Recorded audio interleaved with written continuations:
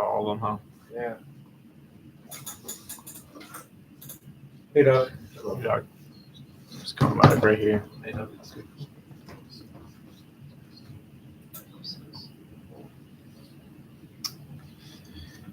Hey guys, sitting here ahead of week 6. Week 6 already underway with Ravens Titans going on. We got it up on the big screen. Tannehill's going to locker room for that right ankle. So all it took was one bad pick. Right by video, right high ankle, same ankle as last year. He got the tightrope procedure in the season. The Titans were already out of it at that point. So we'll see who comes in at quarterback. Might just be going to the locker room, get taped and return. But in a close game, that's an interesting development. We'll keep there. But I want to run through some fantasy relevant actives. T. Higgins active today. Missed last week the rib fracture. Going to be able to go today. We talked about last week that he probably would need a rib block injection to play. That's pain numbing injection. It's the area of the ribs that he doesn't feel it on hits and stuff like that. So good sign that he's going today. Should be near full effective, depending on how well that pain management goes. But good sign for the Bengals against the Seahawks in that game. Obviously, Jamar Chase will still get his action, but the 1-2 punch of him and T. Higgins back together. Let's see for the rest of the games. Tank Dell inactive, tough to clear concussion in 1 week. Our numbers that we tracked on the website, about 25%, same as the last couple of years we've been tracking. So out this week, but hopefully back next. If you guys got any start-sit questions on TikTok, feel free to send them. Should be here on Twitter and TikTok if you guys don't follow. And YouTube. Devontae or Zach Moss. Assuming that's Devontae Smith based on spelling. We're expecting Jonathan Taylor to be more involved this week. We talked about it with Doc, Pro Football Doc. If you guys don't follow, feel free, go ahead. But saying basically you don't burn a guy the first week he's back. It's an acclimation thing. Yeah, the ankle we didn't think was a big deal tracking from the offseason, but you're not just going to throw a guy in and give him a million carries compared to Zach Moss, especially when Zach Moss is going well. You're not going to pay a guy and then get him hurt. And get him hurt the first week back. That's bad business. So against the Jaguars, that's really a toss-up. Jets defense is pretty good going against the Eagles. No Sauce Gardner, which is a factor. I might lead Devontae Smith there just for a little bit more upside. Not sure how that split's going to turn out with Zach Moss. Ravens kicking a field goal here, so we'll see what happens with Tannehill after the break. Not too much in that Indianapolis and Jacksonville game. I know it looks like they're gonna go Malik Willis, but I thought Levis had jumped him for the 2, but we'll see. That's an interesting development. David Njoku is gonna play. That burns to his hand and arm, and face. Came in week 4, wore the mask, and then played. Got to rest the bye week, and then so now he's active again. Not expecting too much of a downgrade for him.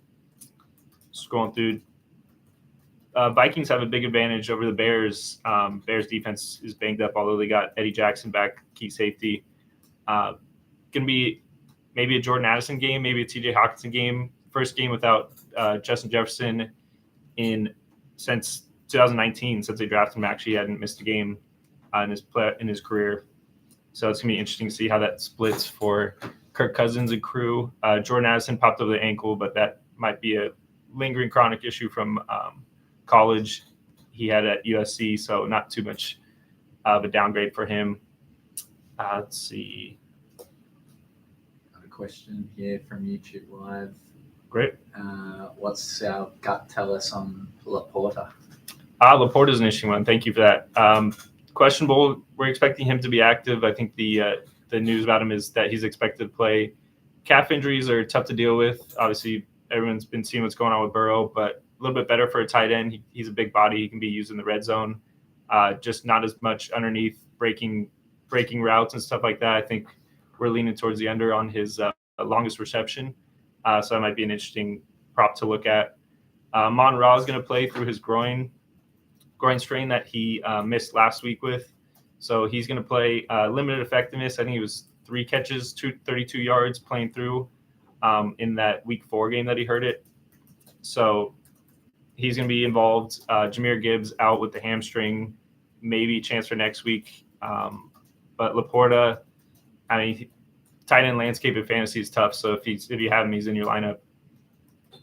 But probably more touchdown dependent this week than anything. Carolina gets Miami. Carolina has issues all over the secondary. You check out their field view on sixscore.com. I got it on my tablet right here.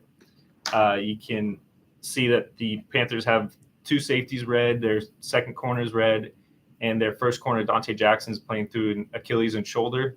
Achilles is from last year. He's playing through that recovery. He's back and playing, but shoulder's been affecting him recently. So it could be a big week for Tyreek Hill.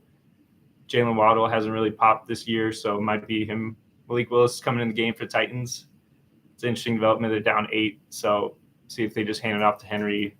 Hopefully get my boy Tyjae Spears involved. Not working out on the waiver wire pickup yet, but the game's young, so I have faith. Looking through the other games, feel free to set more start-sit questions. Got some on TikTok here. Just scroll through. Burrow or Fields, DJ Moore or Puka? Tannehill's chilling. Tannehill's hanging outside the locker room, watching his job slip away. Not to Malik Willis though. We'll see. Burrow or Fields? Fields is an interesting one. I think he's their RB1 this week. They got issues all over the running back room. Khalil Herbert out with the ankle. Did Khalil Herbert hit IR? Yes. I think he is on IR. So 4 games for Khalil Herbert. Roshan Johnson, concussion didn't clear. Travis Homer, the little pass catcher from Seahawks, is also out with a hamstring. So it's going to be Dante Foreman. Kind of an interesting streamer fantasy play this year. I get it. If you're starting him, I don't blame you.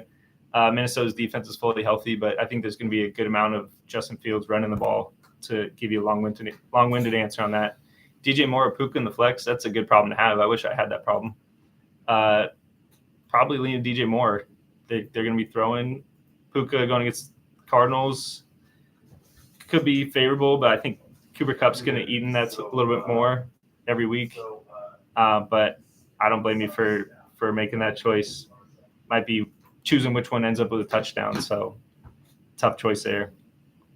Looking at the afternoon games, not a ton as far as lingering questionables. Maybe the biggest one of the day is Saquon Barkley. They said he's expected to go, hoping to go. Not a big fan of that language. I mean, he missed 3 weeks with this high ankle now, so this will be the 4th week if he misses. Expecting him to be active. They don't have Daniel Jones. It's going to be Tyrod Taylor taking the snaps, but so they need some kind of offensive talent to add to that. But the offensive line issues have persisted. Gave up 16 sacks in the last 2 games.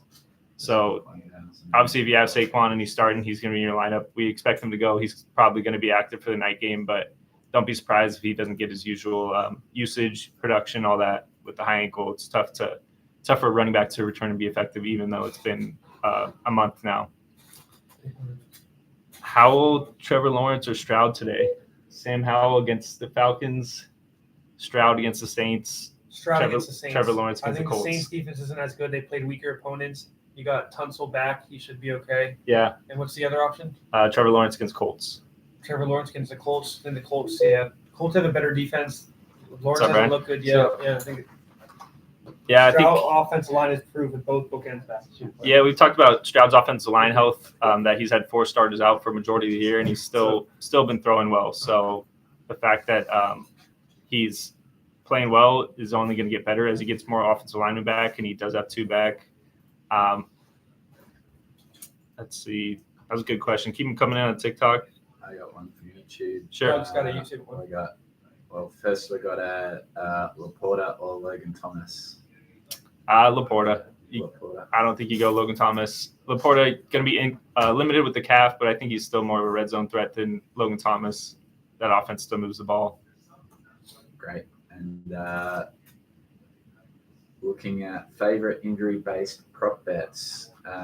So if we want to give out a free pick, that's some of our sick picks for today. Yeah, no, that's a good point. You can follow along for sick picks for all our injury-based props. I think my favorite might be Metcalf over 60.5 going against Chidobe Awuzie.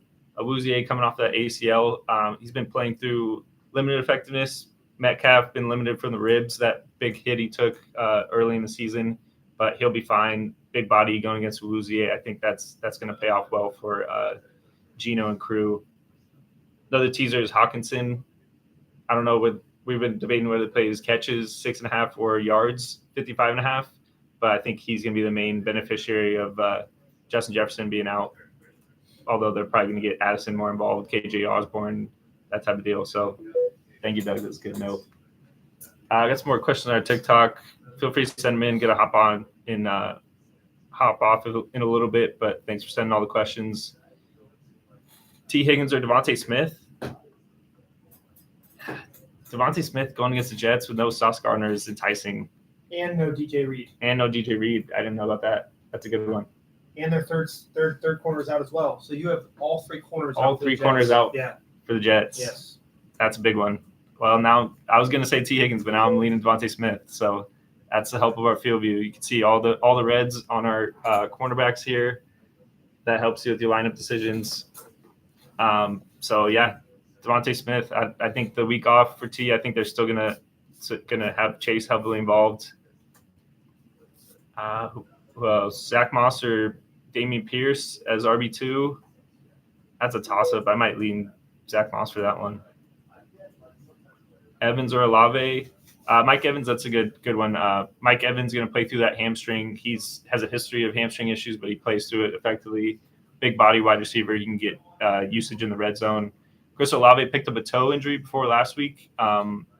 Didn't play through effectively. I think he had like 2 catches, 12 yards. So kind of iffy against the Texans, although they are without Stingley. Yeah, he'll be facing non-Stingley. He'll be facing non-Stingley. Yeah, Mike Evans going against not Emmanuel Mosley, though, right? Is he there one? No. They use a bunch of people with Jerry Jacobs and stuff. Yeah. So, yeah, he's going to have the hamstring's more of an issue than Olave's toe. Than Olave's toe. Yeah.